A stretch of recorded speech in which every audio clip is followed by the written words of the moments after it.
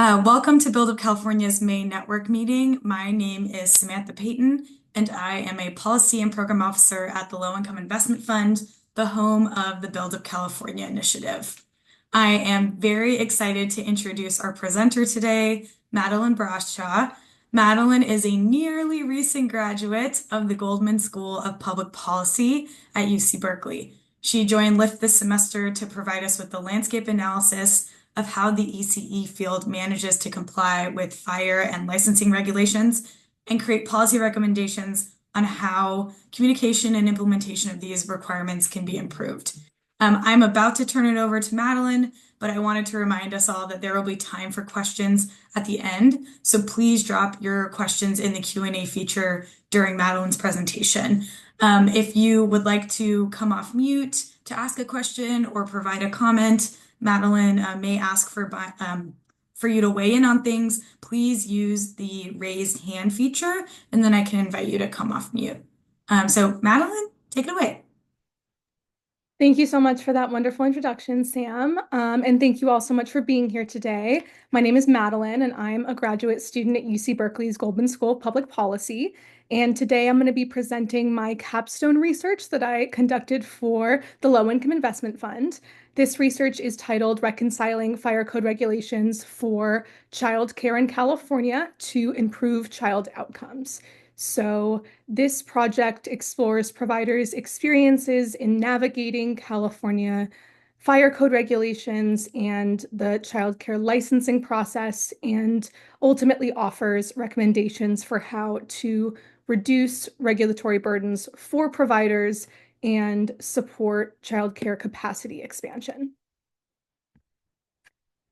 So this is a brief overview of this presentation. I'll start by introducing my research and by offering some important background information.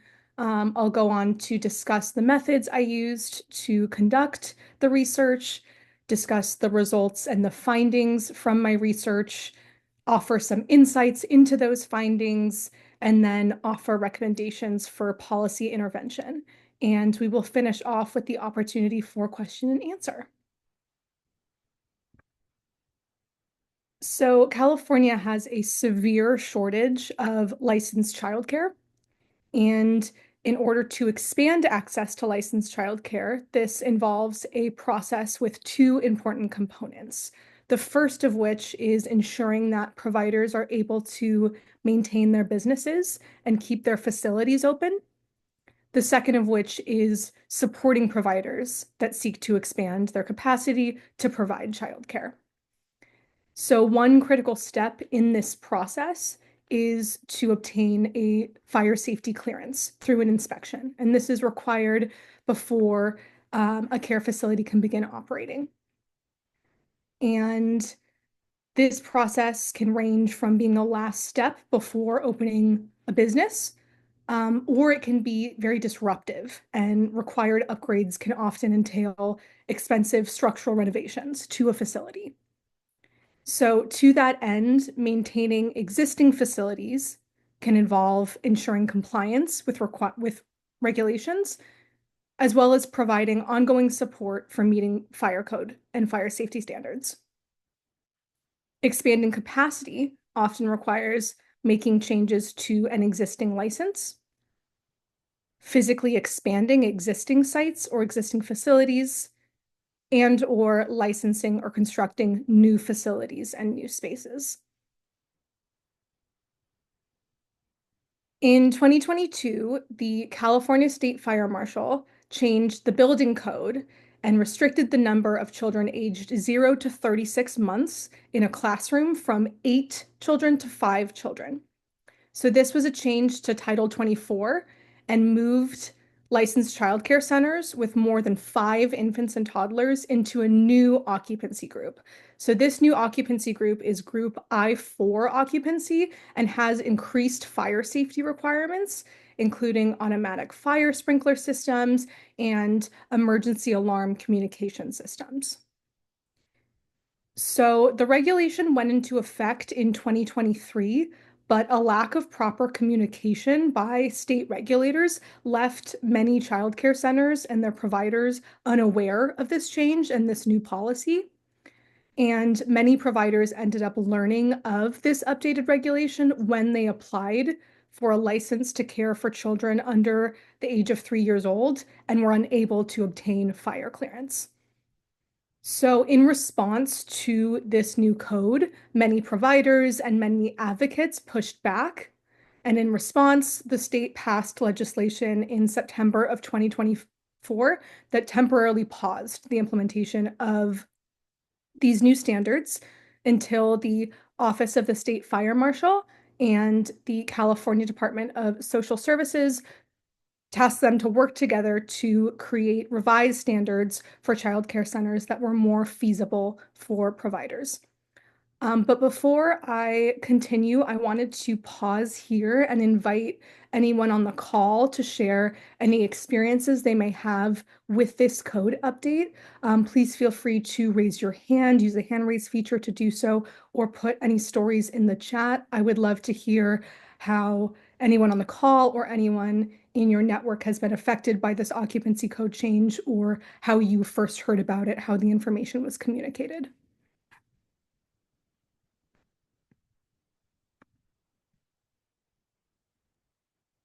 Hi, Frisha. You're welcome to unmute. Hi, can you hear me? Mm-hmm. Okay, so I purchased my second center in 2023, and I did not know about the fire code changes. And was very difficult because my building had been open and operating for 25 years. And when I took over, I was planning on having infants in the building. So it completely changed my business model. I was planning on running a full infant program out of my center along with preschool and school age. This It was too late to go back on anything. I had already signed the lease and gone through the whole processing through, asking for licensing and all of that. And I had to completely change my business model, which was very difficult when TK had just started taking kids out at the same time. So I was left with a building with basically 2 year olds and a handful of after school kids. I have been able to now, I'm in the process of getting my infant license now that things have been paused, but it was definitely extremely impactful. I wrote an entire business model for my business with infants being in that. Um, and I got quotes for having fire protective sprinklers that were over 60 to $100,000 for my building. And that's definitely not something that I can afford to put into somebody else's building. I didn't buy my building, I'm leasing it. So I just wanted to share how impactful that was to my business model. And it was too late to go back on anything because I had already gone too far into the business and leased the building. So Thank you so much for sharing that. Jessica, I'm gonna bring you off mute if you'd like to share.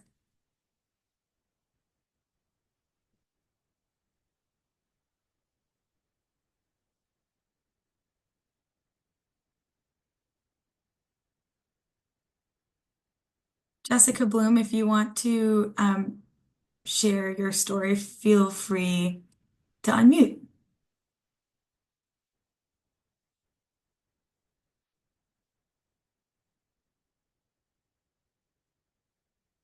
Maybe it was an error.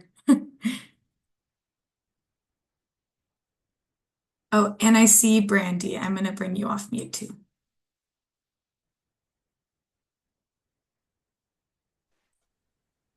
Hi, can you hear me? Mm-hmm. My name is Brandy Pohl. I'm the owner of Seeds Early Learning Montessori in Ventura. We bought an existing childcare business that had been in business for 36 years, and we took over their license in September 2021, which meant that we also did not qualify for any infrastructure grants at all. I was a new business owner moving to California, but I've been in early childhood for over 15 years. And I was definitely attracted to starting the last phase of my career and owning a center in California with Governor Newsom's master plan of education, I saw like such an opportunity, and also was like so amazed by the infrastructure grants that this kind of investment was not happening in the rest of the United States. But then I was shocked to see that these infrastructure grants were rolled out and literally no centers knew of these codes that were going to massively impact their business. So even if I would have qualified, I probably wouldn't have even written. We did write a grant and try to get it through, but we didn't even know that our e-occupancy building, that all the 2-year-olds that we currently had, once we started renovating our space to open up the classrooms and add bathrooms, and these were infrastructure improvements we wanted to do for the quality of life of the teachers and the children. But we didn't even write in the grant for, the fact that e-occupancy would then actually take away every 2-year-old from our current license. So we were licensed for 45 children in our downstairs classrooms. And even though throughout the process of our renovation, which took 16 months, and we ended up having to put 3 different architects on our project because literally no one could figure out this code change.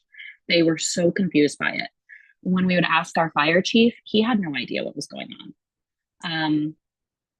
We did end up putting sprinklers in our building, but even doing that, half of our building is e-occupancy and half is now I-4 occupancy because we are built into a hillside. And these 2 classrooms downstairs that were e-occupancy don't have direct exits. So even with sprinklers, we still couldn't take children under the age of 36 months. Those classes before had at least one of the classrooms had 12 2-year-olds in it. After our renovation, we were told, oh, you can only have your 2-year-olds in the I-4 area. So even though we did meet all of the new fire codes, we actually were one of the 2 centers in the whole county of Ventura that were actually able to meet the fire codes. We did decide to go back and take the September 2024 implementation and keep our old e-occupancy because it would have impacted 12 2-year-olds that we already had enrolled. Let alone if we continue to lose our 4-year-olds to TK, we could see that other classroom downstairs, we might have wanted to have 2-year-olds in it. On top of the expense of the actual sprinkler systems and the new chip that is, for the horns and strobes, once you start going and increasing the cost of your sprinklers, now you're also talking getting into your ceilings, you're talking asbestos removal, lead removal, and then an additional 20%, whatever you spent on your sprinkler system, now 20% of that now also has to be spent on ADA compliancy. It was just a tumbleweed effect. And it actually took away a lot of the expense or our working capital to be able to take infants in the long run. So even though our building now was compliant, we couldn't even afford to bring on all those additional staff for the infants and the equipment that was needed. Thank you so much, everyone, for sharing. I'm going to turn it back over to Madeline to walk us through her project. Thank you again to those who shared. I feel like these stories really put into perspective how impactful this change was, the lack of communication in terms of planning and implementation and in terms of cost. So I really appreciate those who shared out about their experiences. So the objectives of my research were to, 1, identify and address inconsistencies between California's fire code regulations and childcare licensing requirements, and 2, to better align fire code regulations to reduce compliance burdens for providers and to overall promote better communication between regulatory agencies and providers. So components of this research included a review of relevant literature about the state of childcare policy in California, a policy analysis of California fire codes and childcare licensing policies. Field research was a crucial component of this research and involved stakeholder engagement, involved conducting interviews, and involved administering a survey. And this research also included data collection from various advocacy organizations and research institutions, such as Head Start California, such as the California Budget and Policy Center, and the Center for the Study of Childcare Employment at UC Berkeley. So these questions guided me in my research. I wanted to identify inconsistencies between licensing, fire code requirements, and child development best practices. I wanted to gauge the extent to which state leaders and agencies have engaged childcare providers in the development of fire safety regulations and identify what strategies could improve this process. How can state and local governments better support childcare providers in meeting fire safety standards? And lastly, I wanted to identify the greatest obstacles or greatest burdens for providers in meeting fire safety compliance and the greatest barriers to ECE facility development in California.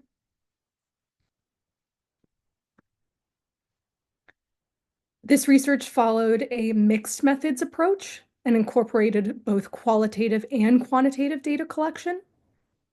In terms of the qualitative method, I conducted interviews with providers across various settings and across various regions throughout the state. And I also conducted interviews with fire officials from the San Francisco Fire Department. In terms of quantitative method, I administered an anonymous online service, anonymous online survey in both English and in Spanish to providers that had applied for the California Child Care and Development Infrastructure Grant Program, or the IGP. I received a total of 597 responses, 509 of whom responded to the survey in English, and 88 of whom responded to the survey in Spanish. So to summarize or provide a short overview of my findings, I found that fire compliance requirements can create significant challenges for providers that are seeking to expand childcare programs, whether it be expanding from a small to a large family childcare home or transitioning to serve different age groups. These requirements often trigger new inspections, renovations, and additional costs, making expansion financially and logistically difficult for providers and particularly for small centers and or home-based providers. 4 major themes emerged from my research and the findings of my research. The first being that cost is a significant barrier. Many providers experienced high cost compliance requirements that put them in financial strain, or that providers cannot afford compliance. Lack of clarity was another theme that was identified, in that many providers receive inconsistent messaging or a lack of guidance regarding fire safety regulations. Capacity reduction and capacity loss was another theme identified. Instead of growing, regulatory barriers are hindering providers' ability to expand capacity. They're experiencing operational disruptions or even discouraged from expanding due to high cost. And lastly, regulatory confusion and inconsistent enforcement was a major theme identified, in that providers experience regulations that are applied inconsistently, and that creates confusion and delay in the licensing process. I wanted to hone in on each of the 4 key themes that were identified, starting off with cost burden. The cost burden associated with meeting fire compliance was the most common theme that was identified in my interviews and in my survey responses, and it impacts both center-based and family child care providers. The table on the right shows the cost level of some of the most common compliance requirements, and this table indicates that sprinkler system installation, indoor space and square footage requirements, and crib egress requirements are among the most expensive fire safety measures to comply with. From my interviews and from my survey data, providers shared that in one instance, it cost approximately $20,000 to install a second fire alarm system in order to be up to code. And a FCC provider in San Francisco was quoted $12,000 to install a central heating system in their home and this was required by the San Francisco Fire Department. In addition to cost burden, 56% of interviewees also identified significant planning and time costs, as well as difficulty of implementation when trying to comply with fire safety standards for their facilities. In this context, planning and implementation largely refers to the time and the effort required to make any necessary changes or upgrades to a facility in order to meet compliance requirements. So for the figure on the right side, survey respondents identified sprinkler system installation, fire and smoke alarm systems, and emergency exit requirements as the most challenging fire code related requirements to meet. One provider shared in an interview that they were told that they had to raise their entire building by 1 foot. They were not able to do so, so they were not able to use this space to provide care.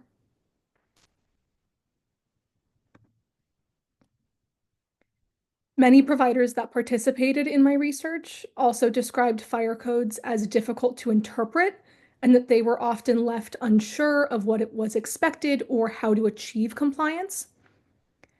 56% of interviewed providers in this research referenced confusion or uncertainty about what fire code related licensing requirements meant or entailed.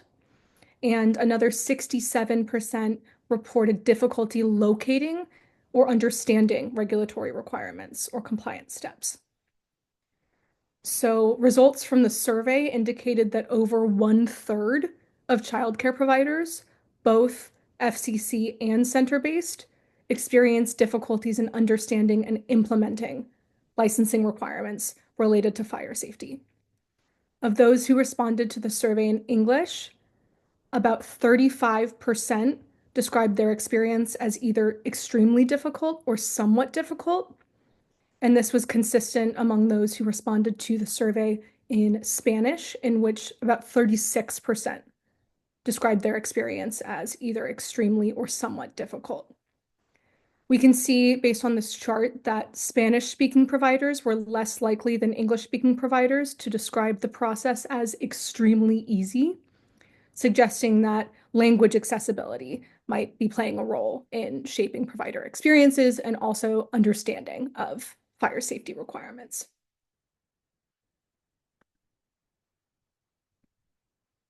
Many providers that were interviewed for this study also reported that they have long wait lists and month-long delays for families that are seeking care and seeking their services. And both FCC and center-based providers described operational delays or service disruptions when attempting to comply with fire safety requirements. 63% of interviewed providers cited fire code regulations as a contributing factor to capacity reduction in their facility. To increase capacity for childcare provision, many small FCC providers have sought to expand their license from a small FCC of up to 8 children to a large with up to 14 children. So FCC providers that participated in my research consistently described the process of trying to expand their license as confusing, as inconsistent, as costly, and as time-consuming. And many providers that are family child care providers reported lost income due to enrollment caps, and in some cases, waitlisted families that were seeking their care were unable to access it, which is contributing to some of the broader state shortages of childcare. So through my research, I identified some key barriers to expanding an FCC license from a small to a large. Many providers are experiencing financial strain, high costs of structural changes and renovations that are required and able to make this in order to make this expansion. Providers are describing regulatory confusion and inconsistent processes where they're receiving conflicting guidance between and even among regulatory agencies. Some providers are sharing experiences where their family childcare home has been misclassified under sender-based standards. So they've had experiences where their home has been subject to the same standards as centers, even though FCCs and centers are not necessarily held to the same standards in every fire code requirement. They're experiencing long processes and delays where the licensing process is taking between 6 to 12 months to expand their license, and that multiple inspections are often required. Many FCC providers are experiencing complex and difficult to understand regulations that are fragmented across different websites and resources. So it's different information is on different resources, and providers are forced to visit different websites, different resources in order to get comprehensive information. And lastly, those that may not speak English or that speak English as a second language often face additional barriers in interpreting requirements and navigating the licensing process. To this point, over 1/3 of survey respondents in my research indicated that they either somewhat or strongly disagreed with the statement, "I know where to go to find information about fire codes and fire safety regulations as they apply to my facility." And a central theme across both interviews and in survey responses is inconsistency in how fire codes are interpreted and enforced across jurisdictions and across regulatory agencies. So 67% of interviewed providers referenced receiving inconsistent messaging or inconsistent information from regulatory agencies, whether that be between fire officials at the state and the local level, or even among fire officials within the same department. And 78% of interviews discussed experiences with inconsistent enforcement of fire codes and referenced examples of regulatory agencies or even individuals within the same agency interpreting and enforcing requirements in varying or contradictory ways. So what does this all mean? What can we interpret about these findings?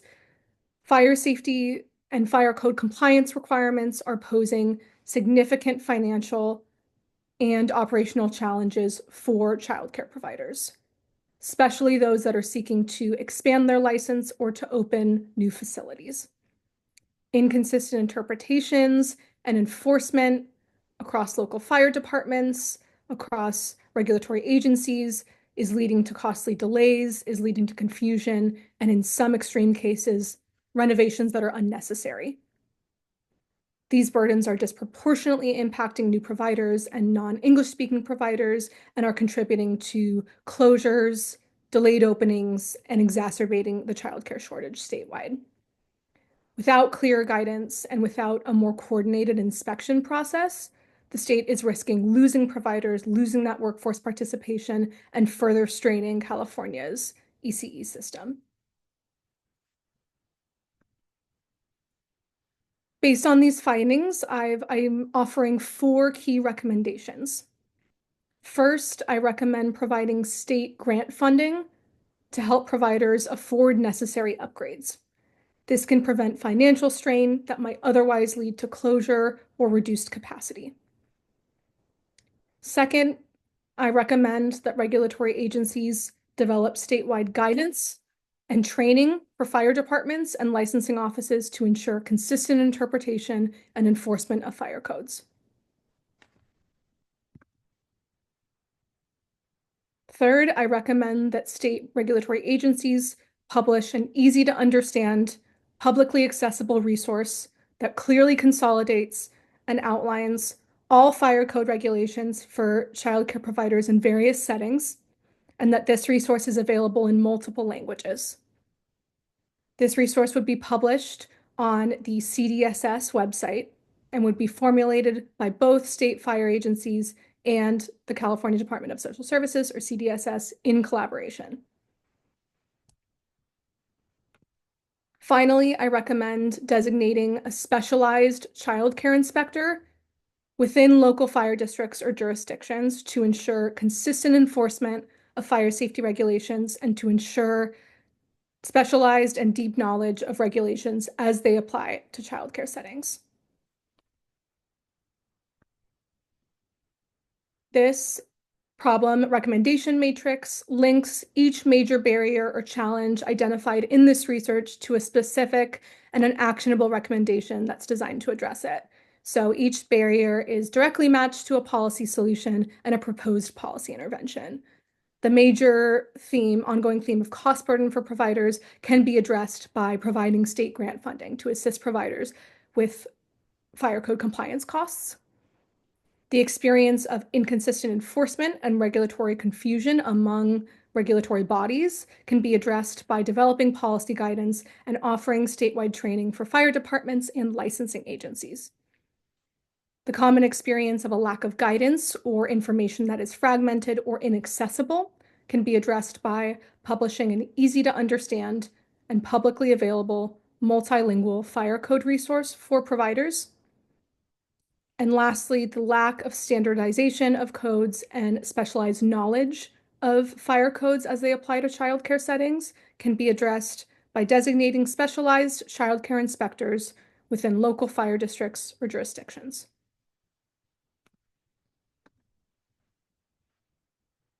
To wrap up, California has the opportunity to address childcare shortages, to encourage workforce participation, and to promote child development best practices across the state of California by streamlining processes, offering financial and informational support, and by ensuring that fire codes are applied fairly and consistently.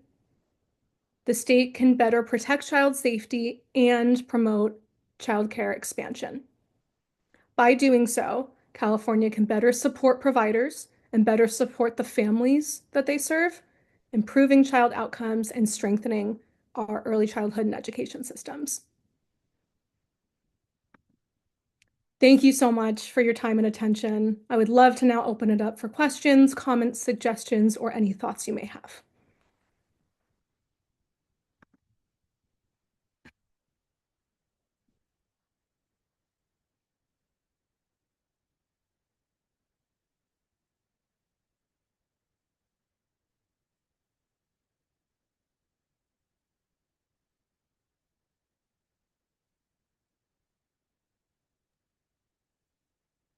If anyone wants to come off mute, please raise your hand. Please feel welcome to use the Q&A feature, and I am going to read them out loud so they can be interpreted. Thank you.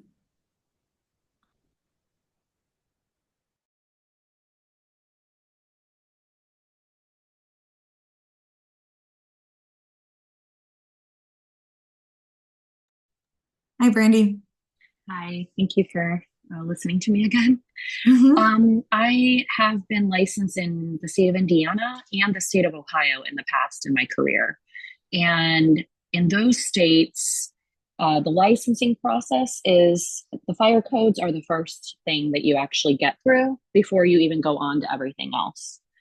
And it was pretty seamless. So what we would do is we'd actually have to put our architectural plan in through like the state fire department. We didn't go local. As you said, that you would like to have some kind of specialized childcare inspector. It was super easy. We're able to call a number. There's only 3 or 4 people in the whole state that deal with childcare centers. And they could walk you through a problem that they saw on your blueprints. And when we did our orientation, so we had to do an in-person orientation or a Zoom orientation. And again, fire codes were one of the big ticket items that they actually focused on. And they would bring someone in from the state that would speak to you about exactly what you had to pass for the fire code. I was very shocked with the process that California does, where you pass everything first, even having to get a lease signed and start paying on your lease before you even get to touch your fire chief to come out to look at your space. It's just costly for the provider. And then you've done all this work and you started this process has taken, as even Family Childcare said, 6 to 12 months, and spent all this money just to find out that you don't qualify. So I suggest that that you really do look into having that specialized childcare inspector.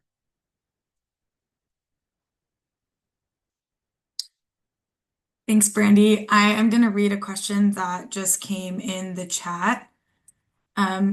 Did any of the survey respondents say that they were aware of the coordination work that is happening or has happened in places like San Francisco or Alameda?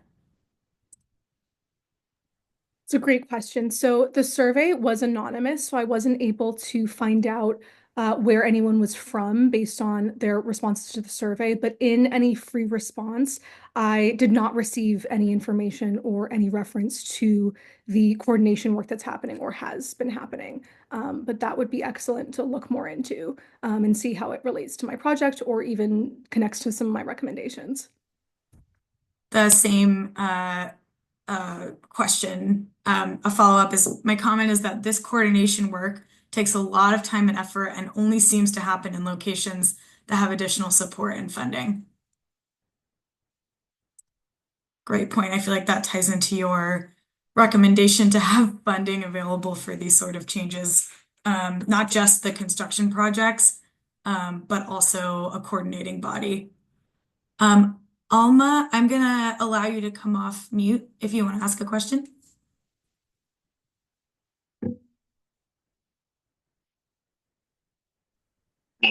¿Puedo hacer un comentario y una pregunta en español? I would be making a comment and a question in Spanish. Could I do that? Yes. Mi comentario es My comment que would be yo quiero dar la transición de I would like Licencia Grande a Centro do he a checado transition la from posibilidad que to a puedo center. localizar And first, I wanted al to Departamento de Bomberos y locate the de fire los planos department and to show antes de them the ofertar blueprints y antes before de I iniciar lease cualquier and movimiento before dentro I del start with proyecto. any of the processes Lo with that lo project. tengo desde hace como 15 años, pero por This falta is like what I've de been wanting to do for dinero 5 years, but due to funding, I have not been able to do it. But I wanted to be informed first about what is entailed so I can act based on that. And one of those steps was los lineamientos to ask del about Departamento de Bomberos. what does the fire También department quiero hacer un require. comentario And I would que also yo like tengo to la add a licencia de comment. 14 I have y the 14 en el título licensing, 22, and on sección Title 12, 22, capítulo 3, Division que ese 12, es el libro de Chapter los 3, which reglamentos is para the Book of Regulations for no está infant care at home, actualizada al is not up to 2016 date, has y not been updated lo que since está en el 2016. sitio del internet And no what is on está the en el libro website is also que yo not on the tengo. book that I have.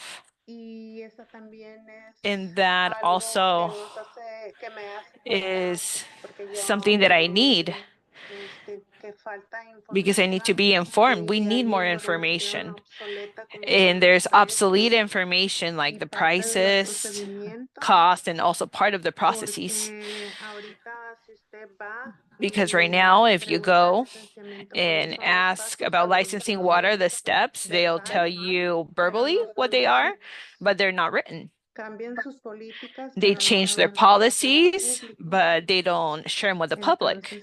Entonces, So, yo fue eso lo que dije aquí so en that la is what zona donde vivo en el condado de I Orange. added Me or I fui shared here in Orange con la County. directora de I went licenciamiento to y le the dije, director of licensing la and I neta told tenemos her about my algunos concern. datos y me dijo que no And los she took íbamos a my revelar. information. They said they would follow up with Gracias. me. And thank you. Madeline, you feel free to add, but Alma, if you could put your email or phone number in the chat, I wonder if there's someone at Lyft that can support you with navigating this very complex system. Thank you. I'm looking in the chat. Thank you, folks, for putting things in the Q&A. Madeline, do you see any questions? I'm just looking in the chat.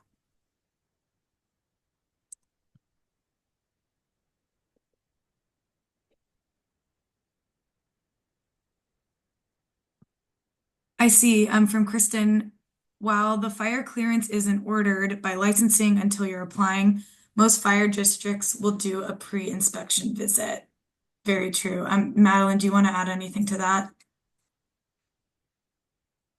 Yeah, so in my experience, when I spoke to fire inspectors from the San Francisco fire departments, they mentioned that during the pre-inspection visit that there's a form that they fill out that indicates any compliance requirement that is unfulfilled, and is supposed to provide direction for how to meet that compliance requirement. But many, in addition to the pre-inspection visit, when many FCCs try to expand their license to a small to a large, that is what triggers the additional inspections, or when attempting to transition to serve different age groups. Thank you. And I see a question from Rose. Thank you, Angie, for one-upping it in the Q&A. Do we have a response and action plan from CAL FIRE on how to address and mitigate the gaps?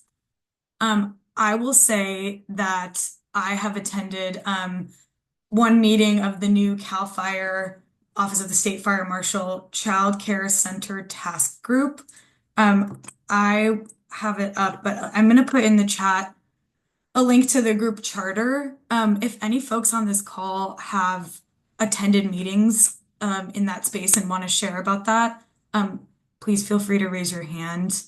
So I know it's on their radar and they're starting to convene this task force. I think primarily their response is related to not including the voices of childcare providers or people in the ECE field when changing the fire code.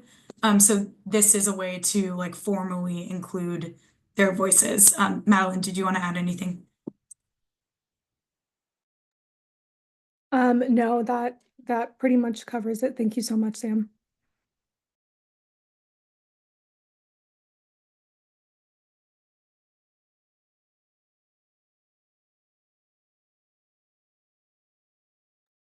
I'm going to read another question. The Office of the State Fire Marshal 24012 updated originally, their bulletin, originally issued on the 15th of October. Occupancy classification and use is holding a Zoom tomorrow about regulations pertaining to occupancy standards for daycare centers no later than the 1st of January 2027. Does that mean the changes are still going into effect? Will this only impact new building and changes, or will programs who already have an infant and toddler program? If you want to come off mute and like add on to the butchering I did of that read aloud, please feel free to. Otherwise, Madeline or anyone else on the call, do you have thoughts?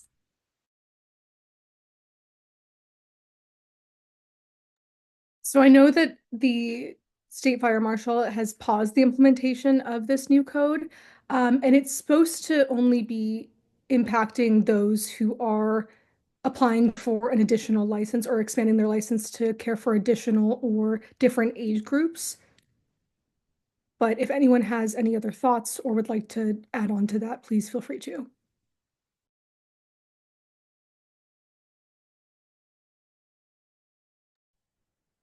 And I wanted to uplift Brandy's latest comment in the chat. She said, any new licensee or person taking over an existing business after August 1st, 2021 did not qualify for minor or major infrastructure grants, yet they would be the ones having to meet the newest codes that were very costly. Seems like a group of licensees was left out of funding and grant help. Very good point, Brandy. When Madeline and I were talking about who to include in the universe of survey respondents, we ultimately chose to include folks that applied to the IGP that were not necessarily awarded funds, likely because they did not meet some of the eligibility requirements. So we hope that a lot of those folks were captured in this project. But I agree, it is puzzling. That and it seems like an obvious camp of providers that would really benefit from funds to update their facilities to be in compliance with these regulations.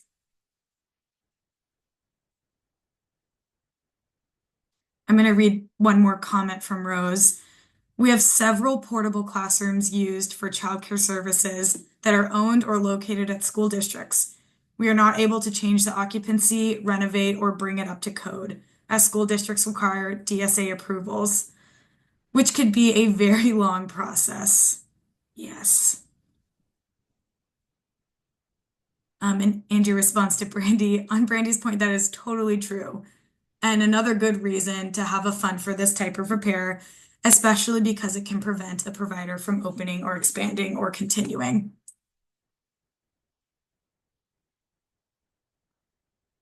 Excellent. Any other questions, comments, things that I missed? Please let me know. I'll share as we're coming to a close, related to Angie's point that Build Up California is continuing to advocate for the IGP to be refunded. Our budget, or rather continue to be funded. Our request this year is for $50 million in one-time funding. So Build Up California was in Sacramento last week, meeting with legislators, talking to them about our policy agenda, as well as hosting some site visits across the state with local representatives to illustrate the impact of the grant. So all of that news is to come in our next newsletter. Are there any final questions before we wrap up? Could you backdate that funding to those that have met the newest fire codes? That is interesting. Do you want to say more about that, Brandy? I get the gist of that, but I want to understand your fullest vision.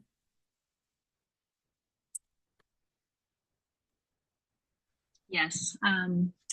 So we did, since we bought our business, we bought it in March of 2022. Again, this was a 36-year licensed business owned by an 86-year-old Montessorian. We did not disrupt not even one day of care. And we fell under her license, and then we relicensed under our own business. We did apply for the minor infrastructure grant and the major infrastructure grant because at the time when the RFPs were coming out, it didn't actually say that you had to have your license by August 1st, 2021. And when I actually asked LIF about this, because I did bring it up to the state, they said the whole reason for that was, one, it was American Rescue Plan funds, and two, it was to show tenure that you knew what you were doing in childcare. So they weren't just giving, $1 million grant out to someone that was brand new. So we said, well, I have been licensed for over 12 years in another state offering infant care all the way up to 12 years old. Does that show enough tenure that I'm an experienced provider? But it took about 3 months for LIF to kind of get back to our program on exactly, because they were trying to figure out, since it was already a licensed program and we were just taking over that program, how that could work. I think they were really trying, but they just couldn't quite get through into the gray area enough because of the bill.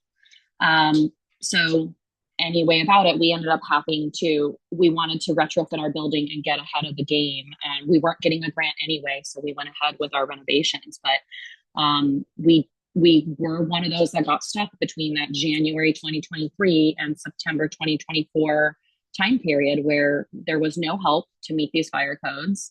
And they were extremely costly. And it wasn't just the cost of putting the sprinklers in, it was the time commitment. We just kept getting drawn out over having to have a second architect get involved, a third architect, and all the things, when we really didn't know we were even getting into an issue with the fire codes at all when we were going to renovate our building. We were renovating it to add sinks, to add toilets, to take down some walls, to have better sight and sound. So if there's any way for this funding, if you have to put a date on it, if you could backdate it to anyone that had to meet those new fire codes, that as long as we can show the invoices and we're licensed now, that would be amazing if we could get paid back, or some help on meeting those, because now our costs to provide care are a lot higher will be a lot higher than anybody getting a grant moving forward and or anyone that got the infrastructure grant. We're in this like weird Bermuda Triangle. That's a a perfect metaphor to end on, Brandy. Thank you for clarifying that. It's been our experience that it's very hard for the legislature, the Department of Finance to kind of move back, like act on things back in time. But I think it's a really good idea and a part of our advocacy messaging that we can include that there's like this weird like timeline problem that has providers stuck without access to funds that can help them be in compliance. So thank you. Thank you for sharing throughout If this we meeting. I could really get appreciate a it. little bit of our expenses back, I mean, we'd be able to lower our cost of infant care, and that is huge. Totally. Yeah, totally. Thank you. We have about 5 minutes left, so I want to start wrapping up. A huge thank you to Madeline for working on this project, for being such a good team member at LIF. She is about to graduate with her Master's of Public Policy, and so we're just really proud of all she's accomplished this year. These findings, while presented so clearly and succinctly in less than an hour, are pulled from a large comprehensive report that she created, which will be available in the coming weeks. We're very excited to make that public. So stay tuned for that build up, and LIF will be sharing it, I'm sure. As always, we love to get your feedback on this presentation. So I put a link to a survey in the chat. I'd really appreciate if you could take it. It just helps us improve how we do things around here. So we're going to stay on for just one more minute and then we'll close the webinar down. But thank you all so much for joining and for asking such thoughtful questions. And again, thank you to Madeline for joining us and sharing these wonderful findings. Thanks, everyone.